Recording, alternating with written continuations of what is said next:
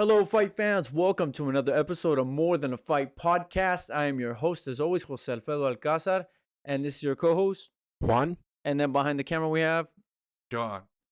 And this one is dedicated to the world of boxing, episode 49, I believe. Yeah. Somewhere in there.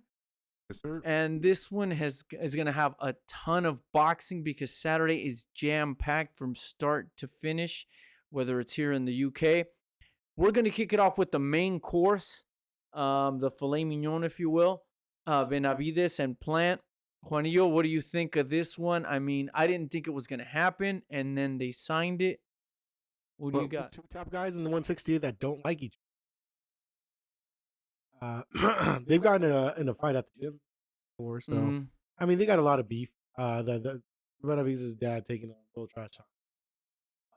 Yeah. It all ends on Saturday, and we're going to see who really is the second best 160. They're fighting for a belt. Yes, sir. I'm just kidding. It's an interim title. At the very least, they should change the color of the belt. Instead of green, I don't know, make it like gray. And gray means it's neutral. Like, it's not a legitimate belt. It's an interim title. Because casual fans will get confused. They'll go, oh, they're fighting for a title. But it's not an interim title. It's an interim belt. It's his old belt that he got to bring back. That's so stupid. It makes my head hurt. Make it gray.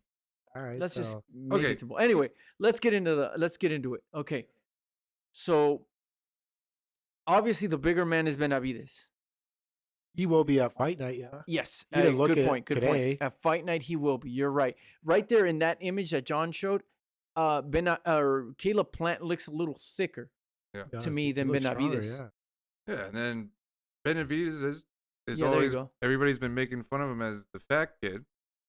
And this is coming in with the first time he's ever had a six-pack. The skinny kid. No, this time he's done the weight cut right, and you can tell by his physique. Like you said, he looks cut.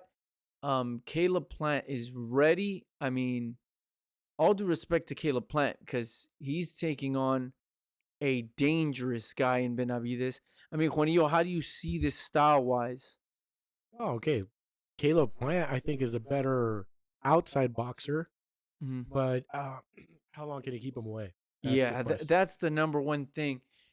I mean, if he couldn't keep Canelo off of him, what makes us believe he's going to be able to keep Benavidez off of him? But why are you guys skipping the Durrell fight? Because he wasn't really the outside boxer in the Durrell fight. This is true. You know, but I don't think Durrell was as dangerous as Benavidez. No, 100%. I'm not trying to equate it, but I'm just saying that I think there's Caleb has a new wrinkle to his game. You know, but does that mean he overcomes him? I mean, it's gonna take a lot. And maybe I'm wrong. Maybe you're right. Maybe he's learned, like Juan said, had a new wrinkle, but I just don't see how. You have to possess who at 160 has the kind of power that could probably even keep Benavidez off of them. Maybe David Lemieux was the one guy in his prime, though, but obviously we saw what he did to David Lemieux. I just don't see how Caleb Plant can do it other than box. In the late rounds is when you start to really throw your punches and lure him in, because he said he's going to set traps. Maybe he learned something from Canelo, but I just don't see how he's going to be able to keep Benavidez off of him. I really don't. He set up Durrell with the trap, right? It was left to the body and then left over the top. But you're talking about Anthony Durrell, who was, I believe, 36 at the time when they fought, if not 37. Anthony Durrell, who's been in several battles as well. He's never been knocked out till that time. Oh, no, he was knocked out. Never mind. He was. And you have David Benavidez in his prime, who has been aching for this opportunity, who has fought some pretty good punchers, and now he's going to get a guy he's been wanting to fight. And I mean, on a personal level, I just don't see how this one's going to end without Caleb Plant being knocked out. And maybe I'm wrong. Maybe Caleb has a great game plan. Maybe he is going to sit down on his punches. Maybe he is going to lure him in, because they always say it's the punch you don't see coming. And maybe he's going to be able to pull that off. Well, Benavidez did get knocked down by Gavril. Yeah, but how big was Gavril? It's 168. What are you talking about? No, but naturally, Gavril was a big guy. Mm. Benavidez landed, I don't know how many shots on Gavril before he really hurt him. And I don't think the same thing can be said about Caleb Plant. Because Canelo is not a big guy. We know that. And he managed to put Caleb Plant down. I think it will end in 8 rounds. That's around what I'm thinking. All right. I mean, me and Alfredo are both picking David Benavidez by KO. I don't know about you. I don't know.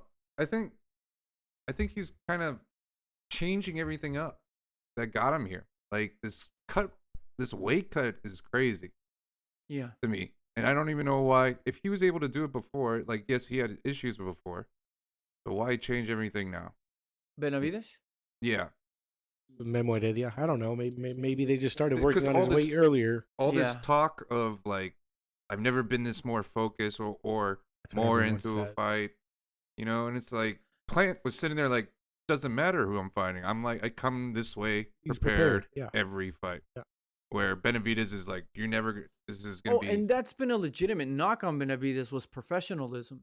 Because he won a title at 21, and most people forget that. He should have had the Canelo fight before Caleb Plant. But the lack of professionalism, the lack of paying attention to his craft made him lose out on those fights. And I think now he knows that and he sees that. And he's envious of the fact that Caleb Plant did get Canelo. Because Benavidez should have got that fight. Caleb Plant had no business getting that fight. With all due respect to Caleb Plant, and he put on a great performance against Canelo, but Benavidez should have got that fight. But because of his stupidity and youth, or whatever you want to call it, he didn't get it. So I think now he's got the right mindset. He understands where he sits, and if he gets this right, he could potentially get Canelo next. All right. Maybe you talked me into Benavidez. So Benavidez, Canelo next. Okay, let's go. Yeah, that's kind of. We'll definitely touch on that in May. Plant hitting on that, but Dave Benavidez didn't even mention it at the press conference. He was like, "No, I'm just focused on this fight." That's good. That's good. All right. Okay, so we're moving on to the undercard, which seems pretty stacked. Very good undercard. I'm excited. This is an awesome undercard, man. I mean, all these fights could potentially be like toe-to-toe action. Yes, toss-ups, absolutely. Yeah. The only one you can maybe say, because I'm not 100% familiar with Cody Crawley, but I heard he throws a lot of punches. He's a volume puncher. He's a volume puncher, but he's not a power puncher. Yes. And Abel Ramos does punch hard, and he has more experience, so it'd be good. Okay, so we start off with Jesus Ramos versus Joey Spencer, the Brit. Yes. This is gonna be good. No, who's Brit? No. Joey Spencer's American. Oh wait. No, he's American. Yeah, he threw me off there. No, he's from like the East Coast. Isn't Spencer from Detroit? I don't remember. You might be right. I just know he's not from the West. No, he's from Midwest. Who cares where he's from? But no, two undefeated guys, young guys. Say, what do you think of this? Because I feel like we've seen Joey Spencer on a lot of undercards and even pay-per-view undercards before, if I'm not mistaken. Yeah. I feel like Showtime is finally saying, you know what? You got to show us something. So we're going to put you in with this kid who's also undefeated, who we also like a lot. So who's going to come out on top? Because whoever comes out on top, that's who we're going to put our chips behind. Joey's not the favorite, I'll tell you that. He's on the sports book. Oh, really? The odds? Well, that doesn't surprise me because I've seen Ramos fight. Ramos is I think Ramos is going to win. Yeah, this is a dangerous fight for both. Yeah. Yeah, you have Ramos coming in 19-0 and Spencer coming in at 16. Mm-hmm. This might be fight of the night. You never know. Yeah. These guys I think don't know how both of them lose. are aware of the magnitude of what this could mean for their careers in both a good way and a bad way. So I'm super excited for this one. They're young enough that if they lose, they can bounce back. Oh, yes, absolutely. But of course, you want that momentum to keep going. You don't want it to stall, but I'm excited for this one. All right. I personally have Ramos. I have Ramos. Because I think Spencer has had several opportunities to show, okay, this is what I can do, or his moment of like a flash, and you go, oh, that's what he's got. And personally, I haven't seen it. So let's see. Super exciting fight. And then the next fight is Rayo. Yeah, Rayo. Rayo versus Colbert. They're both Chris Colbert versus Rayo Valenzuela. Yes. Oh, I didn't know Colbert's going up in weight. Oh, is he? Yeah, this is first fight. I want to say 135. Okay. So Rayo lost his last fight. Mm-hmm. He lost his last fight. They both know they need a win. But to Rayo stay lost relevant. by knockout. Yeah. Well, I mean, Chris Colbert lost to Hector Luis Garcia, who Which we saw fought fight. Tank. Yeah. Yeah, no, they're both great. They're both young. I mean, and they both know they got to win. Yes. Oof. Uh, Who you got in this one? I think Colbert. Yeah, I think so. They were asking him, "Is this desperation?" He's like, "Nah, I'm doing something different now." So I like the way he talked. Yeah, I take Colbert on this. I know you like Rayo more. I like Rayo more, but I think No, Colbert but the wins. funny thing is, I was leaning towards Colbert because he's the better boxer, But he's a little smaller, as you see. and Rayo just, I think.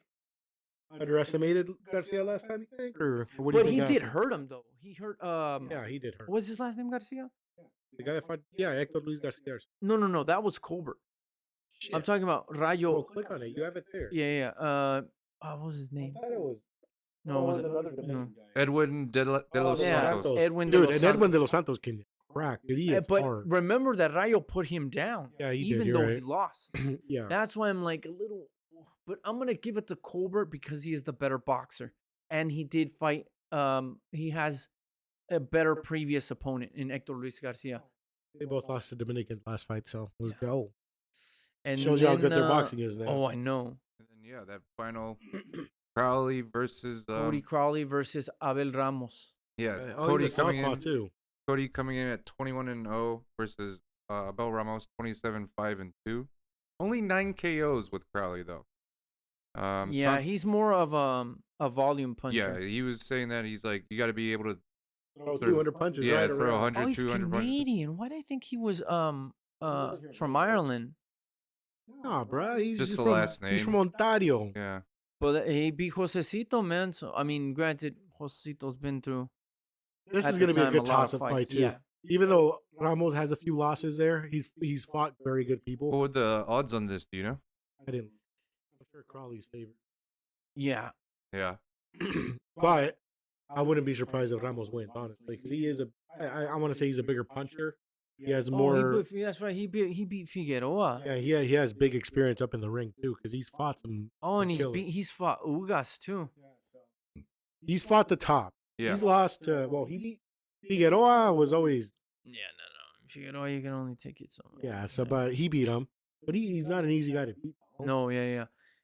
Like I said, I love this undercard. This like, I can't. Oh well, I think there was another one last year where we saw the undercard. We were like really excited about it. But this undercard is damn good, if not great. Again, I credit the UFC because I think the UFC always puts pressure on boxing, and I love it because then they have to put cards like these together for a pay-per-view. Well, that's what Espinosa basically said at the very start of the press conference. Oh, okay. The boxing fans wanted the best fight. They got the best fight.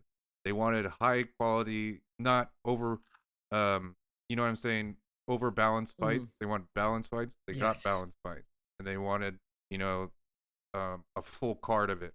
They got it. Yeah, I props to them, man. Yeah. I think the PBC has done a great job this year of putting together fights. And of course, April's going to be the freaking cherry on top. And we're still waiting for that undercard, so I'm excited for that one too. But yeah, we got several other fights to talk about. So let's get to them really quick. Do you want to jump to the UK or should we stay? Well, let's jump over to Fresno, California. Oh, yes, that's right. Yes. And it is Jose Ramirez against Richard Commey.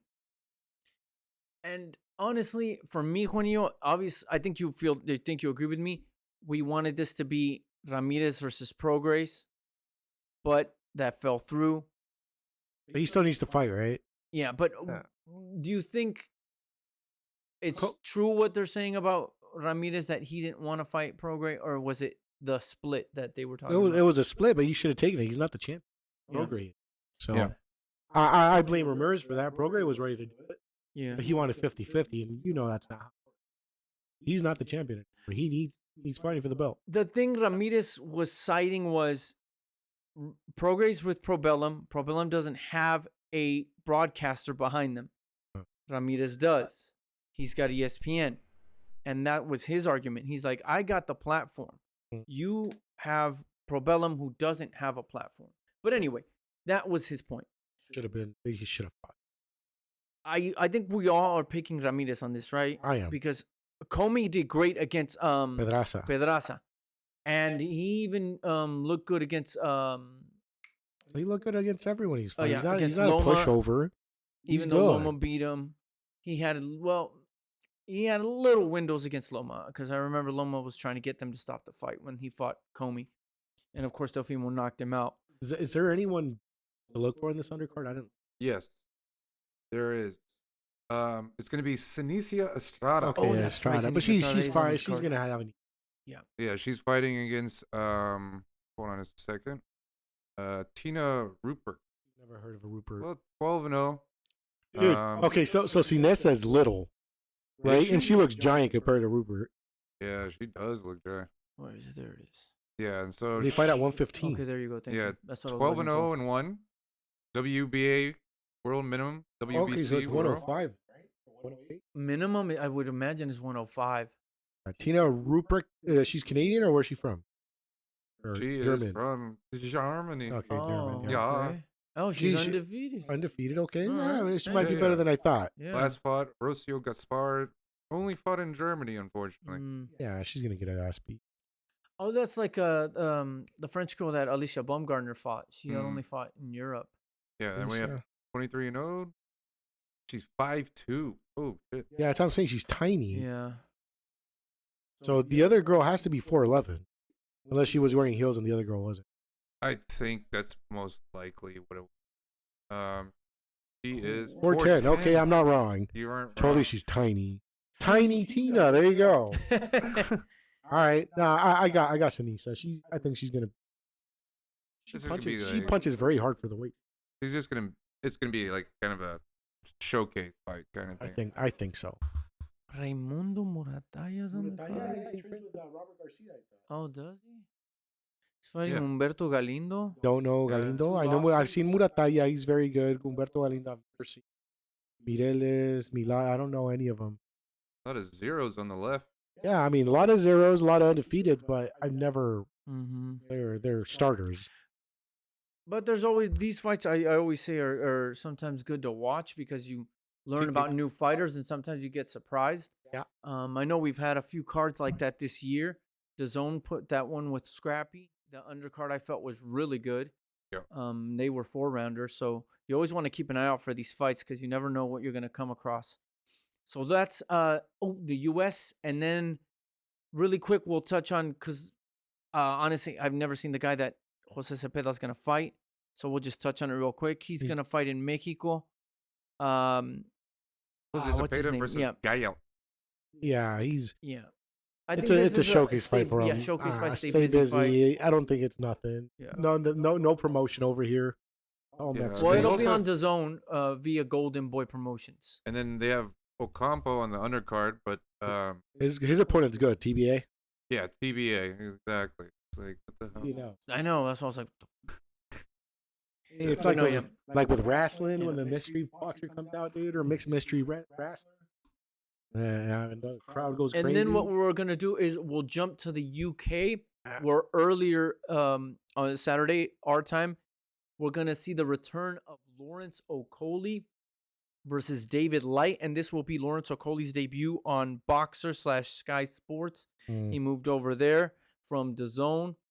David Light is undefeated, 20-0. I want to say I've seen David Light fight, but I can't remember when that haven't. was off the top of my head, to be honest. But Oh. Lawrence Okolie's really the showcase of this fight.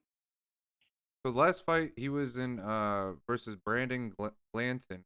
Never heard of him. Yeah. Yeah. So just saying Okolie's gonna win a guy with a padded record. You would assume that's the case, yes. Especially if it's his debut, but it's boxing. I One don't shot could think change the so. fight. Um, Lawrence Okolie needs to get back on track because he did have a lot of time off with the dispute of whether he owed Matchroom and DAZN one more fight. So that was a whole thing. From New Zealand. Oh, that's right. He's from the New Great Zealand. White. Oh. Well, he beat an undefeated. Lion was undefeated, but Yeah. split decision. Yeah. Biggest thing. Fought in know. the U.S. a couple times. And I don't know him. Yeah. Don't know any of the guys. But we're gonna get to know him now, though. Hey, you never know. You might shock the world. But remember, this fight will be earlier in the day, our U.S. time, of course. If you're in the U.K., then you're good to go. Let's see what Lawrence Okolie's got. Like I said, he's got to get back on track. He's got to make because we also want to see Jay Opataya come back, who is from Australia, and we last saw him fight, and unfortunately, he got hurt in that fight. The jaw is what happened for Opataya, but he had surgery. I know he's training again. My point is, Lawrence Okolie, you got to get back in there. We got to see champion versus champion at cruiserweight as well, because we're getting that a lot in every other weight division. So it'll be awesome to see that happen. What else? Is there one more? Oh, yes, Friday. We're going to have, damn it. I posted it earlier today. Now I can't. Now I'm drawing a blank. Oh, yes, Lyndon Arthur, another British fighter. Who I believe this was also going to be on. No, it's not going to be on Boxer. But yes, Lyndon Arthur will be back in action Friday night. Well, Friday during the day our time. I'm sorry. Friday night in the UK. He's versus Brian Nahal Suarez. He must be Argentine. Yes. Lyndon Arthur. But they always bring it though. But Lyndon Arthur very good. He's good. Well, he should win. Again, I wouldn't mind seeing Lyndon Arthur take on Anthony Yarde for a third time, but apparently that's just me because I don't think that one gets much noise when we bring it up. They're only playing it on Channel 5. Yes, in the UK, right? Yeah, so it's not going to be in. Yeah, let's not go too deep into that. No, yeah, I just wanted to throw that one out there because there's a lot of action on this weekend. So Saturday alone, there's tons. Yeah, so great weekend of fights. Any news and notes? Other than Fury shooting the bed. Yeah, I mean that one's the most disappointing of all of them. But honestly, we saw that coming. I think Tyson Fury again did not have any desire to fight Alexander Usyk just yet. Obviously, Naoya Inoue getting hurt sucks because that pushes that fight back. Hopefully, it happens in July. That's what they said.